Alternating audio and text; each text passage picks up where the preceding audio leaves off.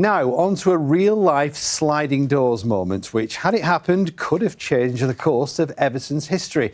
After winning the title in 1970, the Blues didn't win another trophy until 1984, but it might have been different had the legendary Leeds United manager Don Revie, or Revie, however you want to say it, arrived. Unsigned documents found by a BBC commentator suggest Revie was in line for a move to Goodison Park, as Joe Linsky reports. At last, Leeds have got what they've deserved, a major trophy. This was the era of Don Revie's Leeds United. Hello. He was so central to this club, they wrote his name into the seats.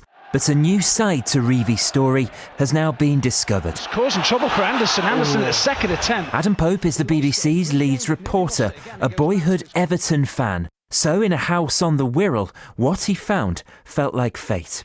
Well, this house belonged to my stepfather, George Watts, who was married to my mum, who sadly passed away last year. Now, George was a director at Everton and chairman from the 60s, 70s and 80s. And in this house was all sorts of paraphernalia to do with Everton. Whilst clearing out the house, I went through this filing cabinet and I came across a document. And when I read through, what it was a contract for Don Revie to sign for Everton in June 1973. But it was left unsigned. What stands out in it for you? Well, there's a number of things, Joe, to be honest. The length of it, 7 years, which is unusual, but maybe not for the times. £15,500 a year is the salary. In today's terms, probably about £250,000, but a big number back in 1973. The other thing is that if you look through the contract, he can earn nearly as much again in bonuses.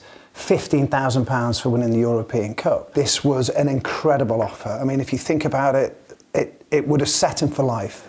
The contract was drawn up in the summer of 1973. At that point, Revie had won a league title and Leeds' first and only FA Cup.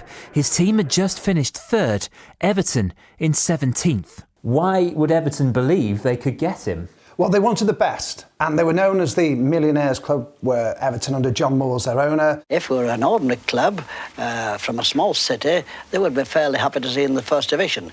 But that's not good enough for Everton. And Everton must be in the first six. And they weren't afraid of, you know, flashing the cash, basically. So Revie was the man. I mean, he was something very, very different, and something that, any aspiring owner who wants to recover the glory days for Everton would have wanted.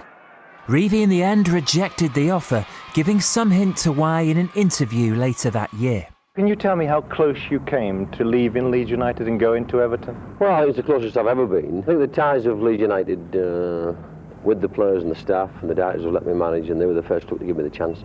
This is when I decided that I wanted to stay.